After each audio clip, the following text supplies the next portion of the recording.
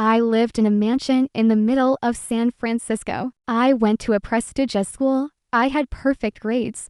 I was destined to become a famous lawyer. But I did the unexpected. I created a video game, and when my parents forbade it, I ran away, and I vowed to make the world remember the name they despised. The glow of the monitor was the only moon I ever truly worshipped. Outside, San Francisco sprawled, a glittering beast of glass and steel, humming with the restless energy of tech giants and old money. But here, in my meticulously ordered bedroom within the Vance family's Pacific Heights residence, a place of polished wood, hushed tones, and inherited expectations, my real world unfolded line by silent line of code. I was 17, and my universe wasn't defined by the prestigious prep school crest on my blazer or the meticulously curated list of Ivy League prospects my parents kept like holy scripture. It existed within the complex architecture of Ethelgard's Echo, my indie game, my secret heart. It wasn't just a game.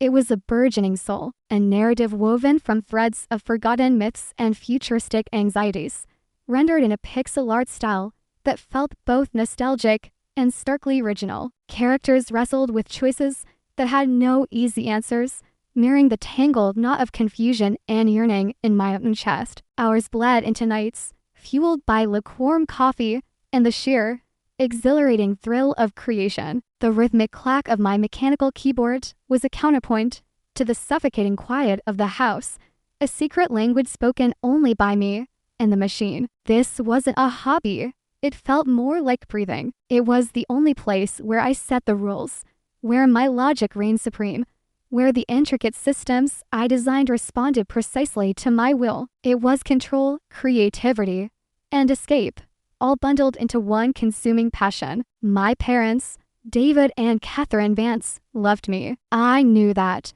Intellectually, their love manifested as premium tuition fees, strategically planned internships in law firms, naturally, and dinner table conversations centered around LSAT scores and networking opportunities. David, a partner at a law firm whose name was practically etched onto the city's skyline, possessed a sharp intellect and an unwavering belief in the established path. Catherine, a financial consultant with an equally impressive pedigree, moved through life with effortless grace and an eye for advantageous connections. They saw my academic achievements, the straight A's, the debate club trophies, the perfect SAT score looming on the horizon as stepping stones towards a predetermined destiny.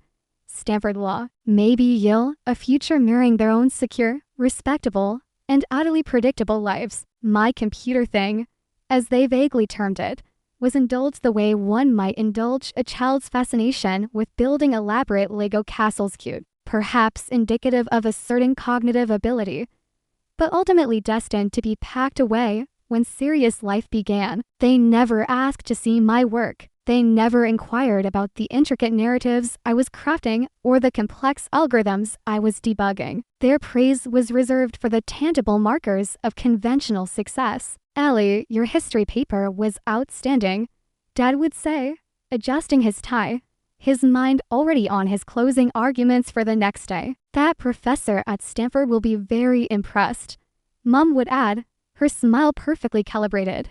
"Darling Mrs. Albright mentioned her son just got into Harvard Med. You see, focus is key." Their words, meant as encouragement, landed like tiny weights on my chest, accumulating over the years into a suffocating burden. I felt like an alien artifact displayed in their pristine glass cabinet, admired for its surface polish, but fundamentally misunderstood. Loneliness wasn't about being physically alone. It was about being surrounded by people who saw a projection, not the person. I craved their validation, not just for the grades they valued, but for the passion that truly defined me. I wanted them to see the intricate world I was building, pixel by pixel, function by function, and recognize it not as a childish diversion, but as the core of who I was. Their love, intertwined so tightly with their expectations, felt conditional, constricting. It wasn't a safe harbor. It was a gilded cage. Every compliment about my academic prowess felt like a dismissal of my true self. reinforcing the gnawing feeling that the real Eleanor Vance was invisible to the two people who were supposed to know her best. The storm wasn't just gathering outside. It was brewing deep within the carefully constructed facade of our perfect family life. The email arrived on a Tuesday afternoon, sandwiched between junk mail and a notification from the school library. Congratulations! The selection committee is pleased to offer you a partial scholarship to the Digiforge Institute's Game Design and Development program. My breath hitched. Digiforge wasn't Stanford, wasn't Yale. It wasn't even a traditional university. It was niche, prestigious within its field. A place spoken of in reverent tones on the indie dev forums I frequented. It was validation. It was a chance. The partial scholarship wasn't everything, but it was a concrete acknowledgement from that world, the world I desperately wanted to belong to. For a delirious hour, I allowed myself to dream. I pictured myself in workshops, collaborating with other passionate creators, finally speaking the language that felt native to my soul. The suffocating weight of my parents' expectations momentarily lifted, replaced by a giddy, terrifying lightness. This was it. This was the proof I needed. The external validation that might finally make them see. That evening, the crystal glasses gleamed under the dining room chandelier, casting fractured rainbows on the mahogany table. The air hummed with the usual polite, controlled energy. Dad was recounting a minor victory in court. Mom was discussing market trends. My heart hammered against my ribs like a trapped bird. I waited for a lull, cleared my throat. The sound unnaturally loud in the stillness. Mom, Dad, I began, clutching the acceptance letter printout, the paper already slightly crumpled from my nervous grip. I got some news today about a program I applied to. It's a game design program. Silence, not a comfortable silence, but a sudden, dense vacuum. Dad lowered his fork slowly, his brow furrowing. Mom's practiced smile faltered, replaced by a look of faint confusion, as if I'd suddenly started speaking in tongues. Game design, Dad repeated. The words clipped, precise. He tilted his head, the way he did when cross-examining a particularly evasive witness. Ellie, we discussed this. Your focus needs to be on your college applications. Stanford's early decision deadline is approaching. I know, Dad, but this is different. I rushed, unfolding the letter. It's the Digiforge Institute. They're offering me a scholarship. It's a really prestigious program for what I want to do. I slid the letter across the table. Dad glanced at it dismissively, his lips thinning into a hard line. Mom picked it up, her eyes scanning the text, her expression shifting from confusion to disbelief, and then, chillingly, to disappointment. Digiforge Institute? Dad scoffed, a harsh, brittle sound. Never heard of it. Ellie, this is absurd. You have the potential for a real career, a respected profession, law, medicine, finance, something substantial. You want to throw that away to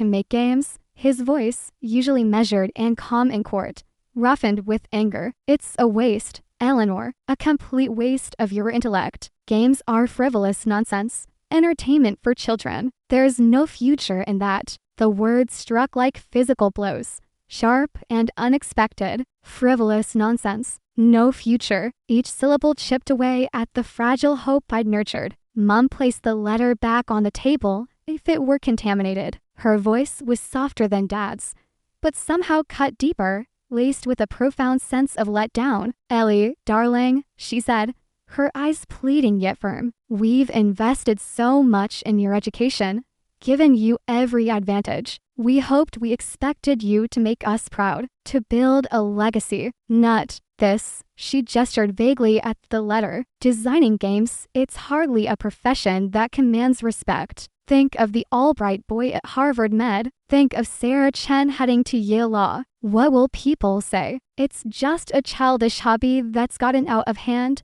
Dad interjected, his voice rising. You think making these things will pay the rent? You think it builds a reputation? It's a dead end, Eleanor. A fantasy. The comparison stung. The dismissal burned. The utter lack of understanding felt like a betrayal far deeper than simple disagreement. They weren't just rejecting the program. They were rejecting me, my passion, my dream, the very essence of who I was, dismissed as childish, frivolous, nonsense. The hurt curdled instantly, solidifying into something cold and hard in my gut. Anger, sharp and righteous, surged through me, displacing the fear and the yearning for approval. It wasn't just about proving them wrong anymore. A darker impulse took root, the need to make them regret this, not through malice, but through the undeniable weight of my eventual success. I wanted them to look back on this moment, on their dismissive words and blind prejudice, and feel the sting of their own colossal misjudgment. I wanted the world they valued, the world of status, achievement, and public opinion, to one day force them to confront the magnitude of their error. This wasn't just defiance. It was the quiet, chilling birth of a vendetta, cloaked in ambition. "You don't understand," I said, my voice trembling, but not with tears, with fury. "You don't understand anything about me. You don't want to understand. This isn't about my future. It's about yours. It's about your reputation, your friends, what people say." The carefully constructed dam of composure finally broke. "You care more about the Vance name appearing on a law school acceptance list than about whether I'm actually happy or passionate about what I do." Dad slammed his hand on the table, making the glasses jump. "That's enough, Eleanor. We are your parents. We know what's best for you." "No," I shot back, standing up abruptly, the chair scraping harshly against the floor. "You know what fits into the neat little box you've built for me. You don't know me at all." The air crackled with unspoken finality. The gulf between us felt suddenly vast, unbridgeable. I turned and walked out of the dining room, ignoring their calls, their commands echoing behind me like meaningless static. That night, under the cold, impersonal glow of my desk lamp, I didn't code. I packed a single duffel bag, essentials only, clothes, laptop, hard drives containing the entirety of Ethelgard's Echo. Everything else felt like shedding a skin that no longer fit. The anger hadn't subsided. It had focused into a laser-sharp resolve. Before leaving, I sat down at my computer one last time. I typed a short, cold email addressed to both of them. Subject: my path. I am going to follow my own path, the one you refuse to see or respect. Don't try to find me. Don't worry about what people will say. One day, your own world will remind you of me. Allie. I hit send. Then, methodically, I deleted their numbers from my phone. I blocked their email addresses, their social media profiles. A digital severing. It felt brutal, necessary. As I slipped out of the silent house into the pre-dawn chill of San Francisco, the fog rolling in thick from the bay, I didn't look back. The hurt was a physical ache, but beneath it, the cold fire of determination burned brighter than ever. They thought my dream was worthless. I would build an empire from it, brick by digital brick, in silence and exile. And one day, they wouldn't be able to ignore the sound. Seattle greeted me not with the sleek, corporate sheen of San Francisco's tech hub, but with a persistent drizzle and the gritty reality of starting from absolute zero. Gone were the polished floors and hushed tones. My new home was a cramped studio apartment above a perpetually noisy laundromat in a neighborhood that politely euphemized itself as up-and-coming. The rent consumed nearly everything I earned from a soul-crushing rotation of minimum wage jobs: barista, late-night shelf stocker, data entry clerk. The physical exhaustion was profound, a stark contrast to the intellectual fatigue I'd known before. My hands, once solely dedicated to the intricate dance across a keyboard, became calloused from steam wands and cardboard boxes. There were days, especially in the beginning, when the sheer weight of my decision pressed down on me. The loneliness was an almost physical presence, a constant, low hum beneath the surface of the city's noise. Doubts gnawed at the edges of my resolve. Had I been rash? Had I traded a gilded cage for a concrete one? Was my parents' harsh assessment rooted in some practicality I was too young and stubborn to see? Sometimes, standing over a sink piled high with greasy dishes at the diner where I picked up extra shifts, the image of my mother's disappointed face or my father's rigid anger would flash in my mind, bringing a sharp, unexpected pang of grief. I missed the idea of them, the idealized parents I wished they could be, the effortless comfort of a life where basic needs were never a concern. But then, I would return to my tiny apartment, the smell of stale coffee and damp concrete clinging to my clothes. I'd boot up my laptop, the familiar chime a beacon in the gloom, and as the first lines of code appear on the screen, the doubts would recede. The exhaustion would morph into focused intensity. The loneliness would transform into protective solitude. Because here, in this digital space, I was not Eleanor Vance, the runaway daughter of privileged disappointment. I was Nyx. Nyx was born from the shadows of my exile, a pseudonym, a shield, a name borrowed from the Greek goddess of night, embodying mystery, creation emerging from darkness. Under this banner, I founded Phantom Code Studios Population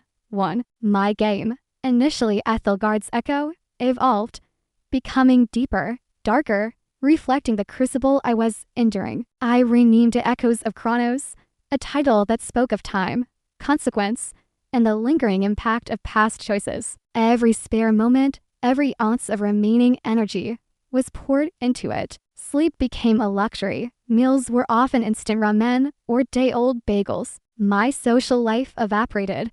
The few acquaintances I made through work knew nothing of my background or my true ambition. I deliberately cut ties with anyone from my old life who might report back to my parents. Friends who texted asking where I was received vague, non-committal replies until they eventually stopped asking. It was a necessary amputation. The isolation was the price of my autonomy.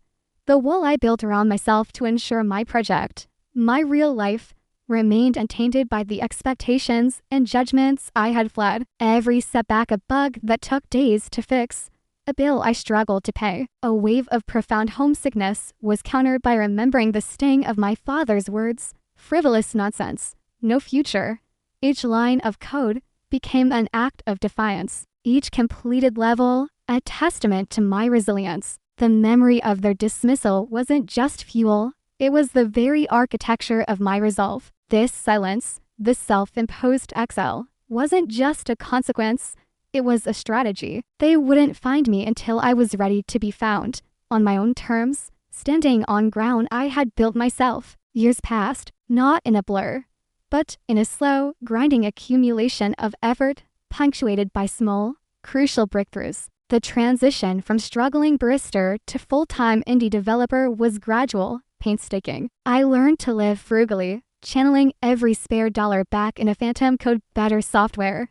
Commissioned our assets, server costs. The decision to release Echoes of Chronos into early access on platforms like Steam felt like exposing my vulnerable heart to the world. But Nyx, my digital persona, provided a necessary layer of detachment. The response was unexpected. It started as a trickle, a few curious players drawn in by the unique art style, the promise of a complex narrative. Then came the forum threads, the Reddit discussions dissecting the game's lore, praising the innovative mechanics that blended time manipulation with moral consequence. Players connected with the game's melancholic atmosphere, its flawed characters wrestling with fate and regret themes, and knowingly mirroring my own subterranean emotions. Who is Nyx became a recurring question online. The mystery surrounding Phantom Code Studios fueled speculation and interest. Small gaming blogs wrote tentative, positive reviews. Then, a mid-tier YouTuber with a dedicated following stumbled upon Echoes, did a Let's Play series, and praised its depth and emotional resonance. The trickle became a steady stream. Sales climbed, positive reviews accumulated. The name Nyx started appearing on indie devs to watch lists. The anonymity was crucial. I conducted all business through encrypted emails and voice-modulated calls. My avatar stylized, shadowy figure became the public face of Phantom Code. The distance protected me, allowed me to focus solely on the work, but it also amplified the sense of surreal detachment. I was achieving the very thing I had dreamed of, yet I couldn't share it with anyone who truly knew me. Then came the email that changed everything. A small, respected venture capital firm specializing in innovative indie games reached out. They saw the potential, the buzz, the dedicated player base. They wanted to invest, offering enough capital to hire a small team, polish the game for its full release, and handle marketing. It was the kind of validation I'd craved. Tangible proof that my frivolous nonsense had real-world value. After meticulous vetting ensuring no ties back to my parents' financial circles and negotiations conducted entirely as Nick's, I accepted. Phantom Code Studios finally had resources beyond my own relentless effort. Even as Nick's gained recognition, Eleanor Vance remained buried. I never Googled my parents. I resisted the urge to check their social media through anonymous browsers. Curiosity warred with the need for self-preservation. What were they doing? Did they still think of me? Did they ever wonder if they'd been wrong? I imagined them at their galas, their charity dinners, maintaining the facade. According to the carefully constructed narrative I pictured them spinning, Ellie Vance was probably finding herself backpacking through Europe, or perhaps enrolled in a discreet program overseas, anything but living in a cheap apartment building a successful game studio under an assumed name. Sometimes late at night, staring at the glowing sales figures or reading a particularly insightful player review, a strange mix of triumph and emptiness would wash over me. I was succeeding, wildly exceeding even my own secret hopes, but the victory felt incomplete, echoing in a chamber only I occupied. The silence I had cultivated was both my shield and my cage. The memory of my parents' faces, Dad's anger, Mum's disappointment hadn't faded. It was simply stored energy, waiting for the moment when the whispers around Nick's would become a roar, loud enough to finally breach the walls of their carefully curated world. While Nick's built her empire in the digital shadows, I couldn't help but occasionally picture the life unfolding back in the polished cade I'd escaped. San Francisco, the house in Pacific Heights. My parents, what were they doing? How did they process the void I'd left? Since I had severed all contact, I could only speculate, constructing scenarios based on the people I knew them to be. In my mind's eye, the initial days after my departure were filled with a confusing mix of anger, wounded pride, and genuine, panicked worry. Dad, I imagined, would have been furious, interpreting my flight as defiance, an insult to his authority and judgment. He'd likely see it as impulsive, immature, a dramatic gesture I'd soon regret when faced with the harsh realities of the world. There would be phone calls first demanding, then perhaps pleading to my old number, hitting the dead air of disconnection. His lawyerly mind would demand action, control. Catherine, I suspected, would be consumed by a quieter, more insidious blend of fear and social anxiety. Fear for my safety. Yes, the world was a dangerous place for a young woman alone, especially one who had, in their view, thrown away every advantage. But alongside that fear would be the crushing weight of shame. What would they tell the Albrights, the Chens? Their entire social circle revolved around shared successes, predictable trajectories, a runaway daughter, pursuing a dead-end passion, unthinkable and mentionable. So, the lies would begin, subtle at first, then perhaps more elaborate. Ellie's decided to take a gap year, exploring opportunities abroad. She's enrolled in a special program, very intensive. Not much time for calls, anything to deflect the awkward questions. To maintain the veneer of the perfect family, the truth that their daughter had walked out after they contemptuously dismissed her life's passion and had subsequently vanished was too damaging to raw. I pictured Dad, pride warring with paternal instinct, discreetly hiring a private investigator, a top-tier one, naturally. But I'd been careful. No social media footprint under my real name. Banking done under meticulous layers of privacy. Rent paid via money orders initially. Communication conducted through encrypted channels as Nick's. The investigator would hit dead ends, perhaps trace me to Seattle initially, then lose the trail in the anonymity of a big city and the deliberate obfuscation I'd created. The lack of results would only deepen their frustration and perhaps, just perhaps, plant the first tiny seed of doubt. Maybe they didn't know their daughter as well as they thought. Their pain, as I imagined it, wouldn't necessarily translate into understanding. They wouldn't suddenly have an epiphany about the value of game development. Their worldview was too entrenched, Instead, the pain would likely manifest as a deepening of their existing beliefs, laced with bitterness. She was always stubborn. This is what happens when you indulge artistic whims. If only she listened, they would mourn the future they had planned for me, the reflected glory they felt entitled to, perhaps more than they mourned the actual daughter they had alienated. The silence from my end would be deafening to them. No angry calls, no desperate pleas for money, no crawling back admitting defeat. Just nothing. That silence, I hoped, would be more unsettling than any argument. It would leave a vacuum, a question mark hanging over their comfortable lives. Did they worry? Yes, I felt sure of that. In their own way. Did they regret? Perhaps. But did they understand? Did they grasp the depth of the wound they had inflicted?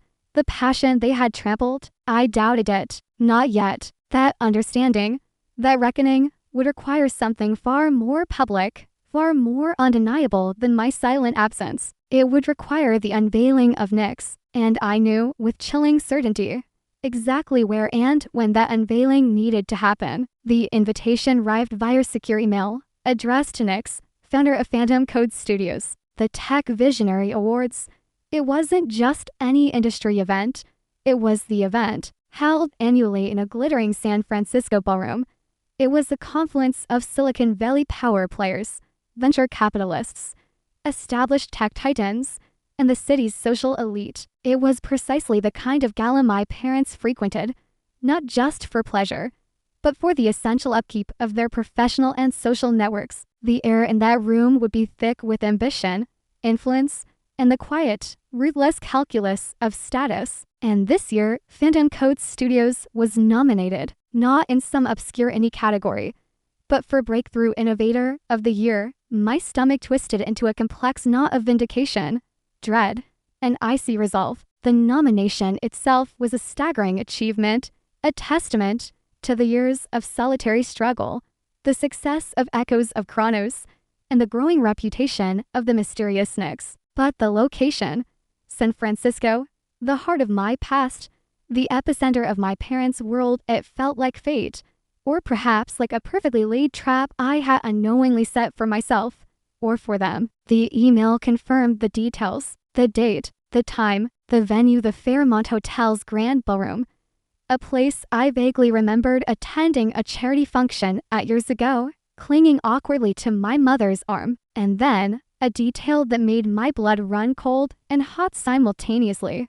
A list of the event's key sponsors and advisory board members. There, under the legal advisory section for a major sponsoring venture capital fund, was a name I knew intimately, David Vance. My father, he would be there, almost certainly. My mother would be at his side. They wouldn't just be attendees, they would be part of the fabric of the event, mingling with the very people whose opinions they valued so highly. They would be seated at a prime table, radiating the quiet confidence of their established position, and they would have absolutely no idea that the enigmatic Nyx, the celebrated innovator behind the buzzy indie game studio, was the daughter they had dismissed and driven away years ago. The moment crystallized in my mind, sharp and terrifyingly clear. This wasn't just an awards ceremony anymore. It was a stage, my stage, the perfect setting for the reveal I had subconsciously been working towards since that cold night I walked out of their house.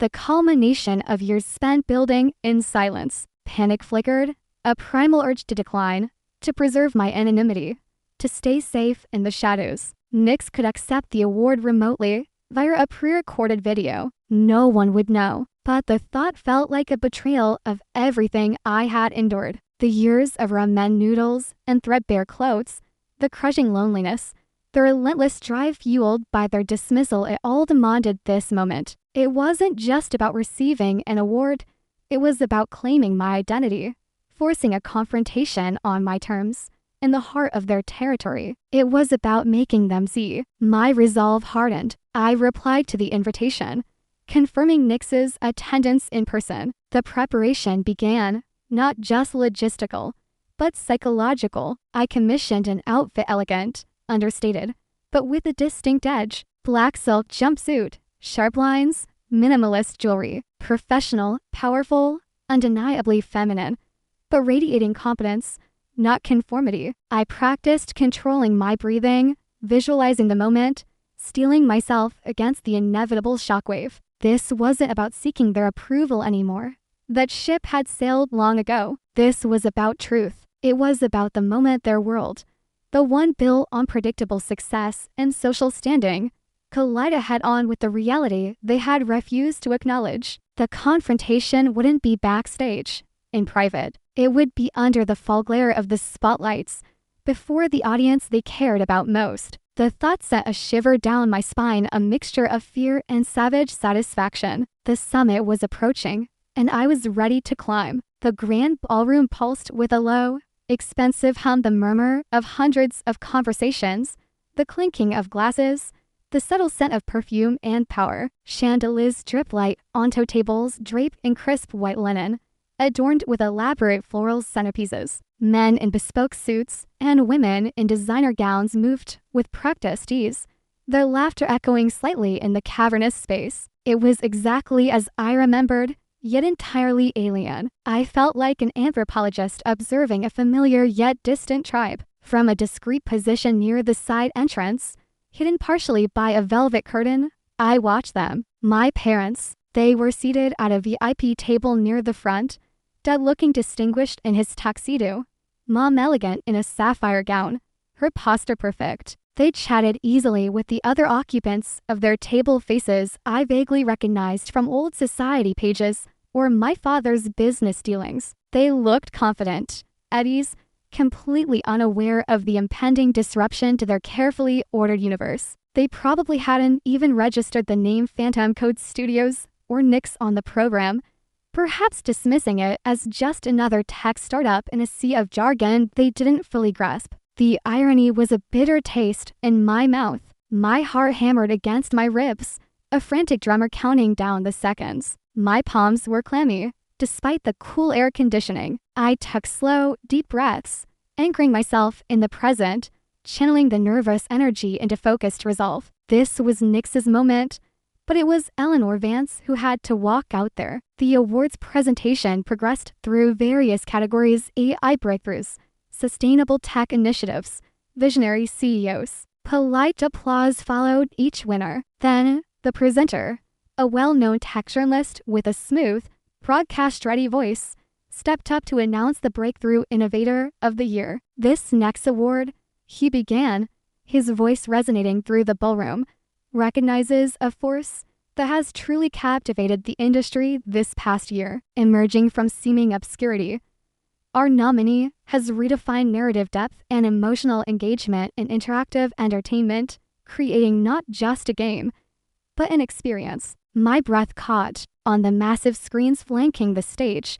The familiar, evocative artwork of echoes of Chronos appeared. Cinematic sequences played the desolate beauty of its landscapes, the expressive faces of its characters, snippets of the haunting soundtrack filling the room. Quotes from glowing reviews flashed across the screen. Building a dedicated global fanbase and achieving remarkable commercial success with virtually no initial marketing budget, the presenter continued. Phantom Code Studios stands as a testament to singular vision and relentless dedication. The architect behind this phenomenon is known to the world only as Nix, a brilliant, enigmatic creator who has fiercely guarded their privacy. A ripple of intrigue murmurs went through the audience. The mystery surrounding Nix was part of the narrative now. I could feel the collective curiosity building. Nix's journey, the presenter emphasized, is an inspiration, proving that groundbreaking innovation can rise from unexpected places, driven by pure passion and talent. Tonight, the industry honors not just the creation, but the creator. He paused, letting the anticipation hang in the air. My gaze was fixed, almost involuntarily, on my parents' table. I saw Dad lean slightly towards Mom, saying something brief, a flicker of detached interest on his face. Mom nodded politely, her attention perhaps momentarily caught by the game's visuals, but likely already drifting towards the next award or the post-event mingling. They had no idea. The winner of the Tech Visionary Award for Breakthrough Innovator of the Year, the presenter boomed, is Phantom Code Studios and its visionary founder, Nyx. Polite applause started. The presenter held up a hand, and tonight, he announced, his voice filled with dramatic flair. In a moment we've all been waiting for the very first time, the founder and creative genius behind Phantom Code Studios, the individual known as Nyx, will be stepping into the light to accept this award in person. A hush fell over the ballroom. Expectancy crackled in the air. All eyes turned towards the stage entrance. Ladies and gentlemen, please welcome Ms. Eleanor Vance. Time seemed to slow down. The name, my name, echoed in the vast space. I pushed aside the velvet curtain and stepped into the blinding glare of the spotlights, one foot in front of the other. A deliberate, measured pace towards the stage. I kept my chin up, my gaze focused ahead, projecting an aura of calm control I didn't entirely feel. The black silk jumpsuit felt like armor. Out of the corner of my eye, I registered the shift at my parents' table. It wasn't gradual, it was instantaneous, seismic. I saw Dad freeze mid-motion, his wine glass tilting precariously in his hand before slipping from his grasp, shattering with a sharp crack on the floor. The sound lost in the sudden intake of breath from those nearby. I saw Mom's face drain of all color, her polite smile dissolving into slack-jawed disbelief. Her eyes widened, locking onto mine across the expanse of the room, naked shock warring with dawning horror. Her hand flew to her mouth, and I could see the tremor starting in her shoulders. Round them, heads turned. The whispers weren't just intrigue now, they were questioning, speculative. People who knew the Vances, their friends, their colleagues, their rivals, they were all witnessing this incomprehensible moment. They saw the celebrated, mysterious Nyx, the breakthrough innovator, revealed as Eleanor Vance, the daughter David and Catherine had likely painted in vague, respectable strokes for years. The carefully constructed facade of their lives was cracking, splintering under the weight of the truth. Right here, in front of everyone whose opinion mattered to them. My revenge, if it could be called that, wasn't in angry words or accusations. It was here, in this silent, shattering exposure. It was in the collective gaze shifting towards them, filled with curiosity, confusion, and perhaps even a touch of pity. It was in the stark, public collision of their expectations with my reality. As I reached the stage, bathed in the warm, unforgiving light, I felt a strange sense of calm settle over me. The storm had finally broken, not with thunder and lightning, but with a blinding, silent flash of revelation. The weight of the Crystal Award felt solid, real in my hand. The applause washed over me, a wave of sound that seemed both distant and deafeningly close. I walked to the podium, adjusted the microphone, the small squeak of feedback momentarily grounding me. I scanned the room, a sea of faces looking up expectantly. My gaze intentionally avoided the wreckage at my parents' table, though I could feel their shocked stares like physical pressure. Thank you, I began, my voice steady, clearer than I expected. Thank you to the Tech Visionary Awards Committee. This is an incredible honor. I paused, taking a breath, gathering my thoughts. This wasn't just an acceptance speech. It was the declaration. Receiving this award for Echoes of Chronos and the work we're doing at Phantom Code Studios means more than I can possibly express. This journey began years ago, fueled by little more than a belief in the power of interactive storytelling and a ridiculous amount of caffeine. A ripple of polite laughter went through the audience. I want to thank the players, I continued, my voice gaining warmth. The community that embraced Echoes, that debated its choices, that shared their experiences, that found pieces of themselves in its shadows. You are the reason we pour our hearts into this work. Your engagement, your passion, it's the fuel that keeps Phantom Code running. I gave a nod to the small, dedicated team I'd painstakingly assembled since the VC funding artists, programmers, writers who had believed in Nyx's vision, and thank you to my team, who worked tirelessly alongside me, often navigating the challenges of remote collaboration and my own eccentricities. Another small laugh. And to our investors, who took a chance on a mysterious entity named Nyx and a game that defied easy categorization. Your faith was instrumental. Now came the part I had rehearsed countless times in my head, the words carefully chosen, honed to a fine edge. I looked out, not at anyone specific, but towards the collective energy of the room, letting the weight of my next words hang in the air. This success, I said, my voice dropping slightly, becoming more personal, more intense, yet still controlled, isn't just mine. It belongs to everyone who has ever been told their passion is impractical, their dreams are foolish, their path is wrong. I felt the atmosphere shift, a subtle tightening. People leaned forward slightly. It's for anyone who has ever felt fundamentally misunderstood, even by those closest to them. The silence in the room was absolute now. It's for those who had to build their own validation when the world, or people they loved, refused to grant it. I didn't need to look at my parents to know the impact these words were having. The message, though delivered to the room at large, was a targeted strike, delivered with surgical precision. There is a strength that comes from forging your own way, often in silence, often against the grain. I continued, my voice unwavering. There is a clarity that emerges when you learn to trust your own vision, even when, especially when, the people you care about most cannot see it. I paused again, letting the implications sink in. Sometimes, I concluded, the words deliberate, measured, the greatest motivation doesn't come from encouragement. Sometimes, it comes from doubt. Sometimes, distance and silence are the catalysts you need to prove not just to others, but to yourself, what you are truly capable of building. I offered a small, composed smile. Thank you again for this incredible honor. I didn't glance towards my parents as I walked off the stage, the applause following me. The speech hadn't been angry or accusatory. It hadn't mentioned them by name. It didn't need to. The context, the revelation of my identity, had done all the heavy lifting. I had claimed my success,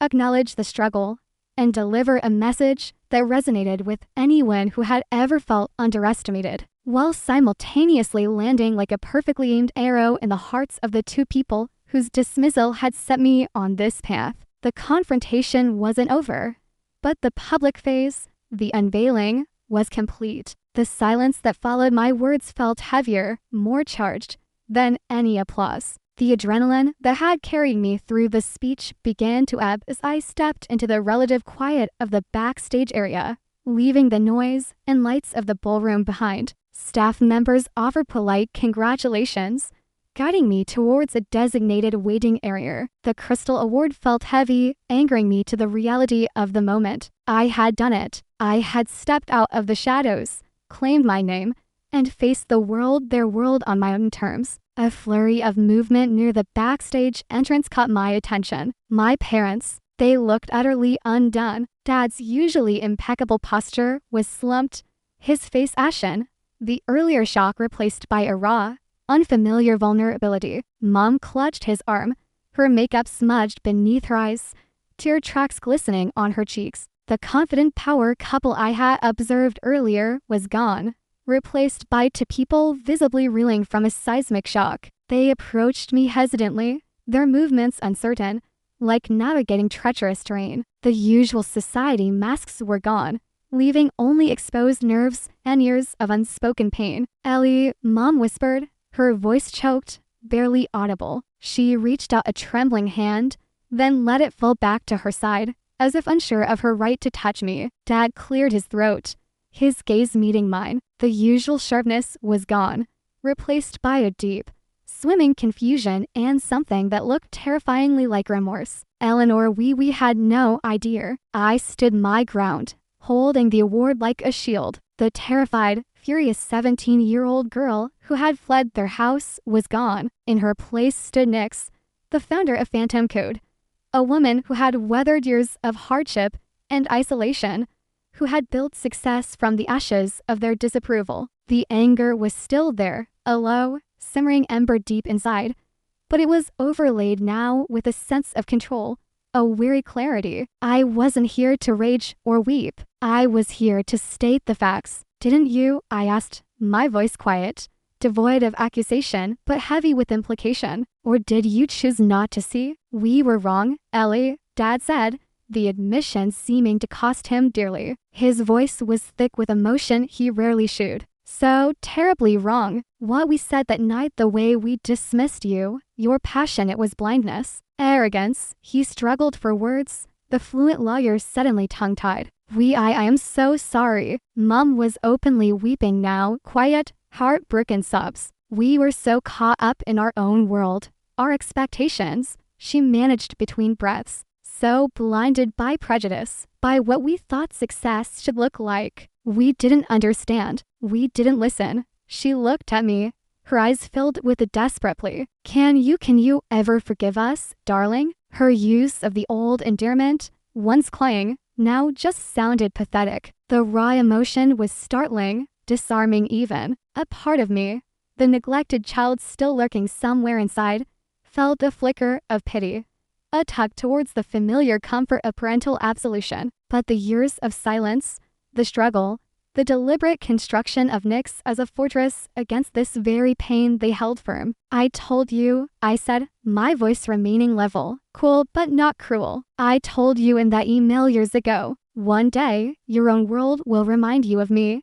I gestured vaguely back towards the ballroom, towards the glittering assembly of their peers who had just witnessed their private failure made public. Well, tonight, it did. You see me now, don't you? The rawness of their regret was palpable. The public nature of their humiliation seemed to have stripped away the layers of denial they had likely maintained for years. They were finally confronting the consequences of their actions, not just the loss of their daughter, but the loss of their carefully crafted image, shattered before the very audience they sought to impress. Ellie, please, Dad implored, taking a hesitant step closer. Let us try to make amends. We want to understand. We want you back in our lives. The plea hung in the air between us. The power dynamic had irrevocably shifted. They were no longer the arbiters of my future, the gatekeepers of approval. They were supplicants, asking for entry into a world I had built without them, a world they had actively scorned. Looking at my parents, stripped bare of their usual confidence, consumed by regret, I felt a complex mix of emotions. There was the undeniable satisfaction, the vindication of this moment. I had achieved exactly what the hurt, furious 17-year-old had vowed to do. I had forced them to confront their mistake, not through harm, but through the undeniable weight of my success, witnessed by the very world they held dear. The powerlessness I had felt for so long had evaporated, replaced by a hard-won agency. They saw me now. They regretted their blindness. That part of the mission was accomplished. The audience watching this play in their minds, the audience yearning for the dismissive parents to get their comeuppance, could feel a sense of catharsis, of justice served. Ellie had won, but standing there, facing their raw pain, the victory felt less like triumph and more like the closing of a painful, necessary chapter. Forgiveness, that was a different, more complicated landscape. It wasn't a switch I could flip just because they were finally sorry. The years of silence, the struggle, the deep wound of their initial rejection, those things couldn't be erased by a few desperate apologies backstage at an awards gala. Trust, once shattered so completely, wasn't easily rebuilt. Forgiveness isn't something I can just give you right now, I said, my voice firm but quiet. The cold fury had subsided, leaving a space of clear, measured boundary setting. The hurt you caused runs deep. It shaped me. It fueled me, yes, but it also cost me. I looked from my father's anguished face to my mother's tear-stripped one. You don't get to dismiss my entire world, my entire being, and then expect absolution the moment my success becomes convenient or publicly undeniable. Their faces fell further, but they didn't argue. They seemed to understand, finally, that this wasn't something their influence or apologies could instantly fix. I achieved this, I continued, gesturing with the award, not because of you, but despite you. And while I appreciate the apology, belated as it is, you need to understand that rebuilding trust takes time, a lot of time and effort.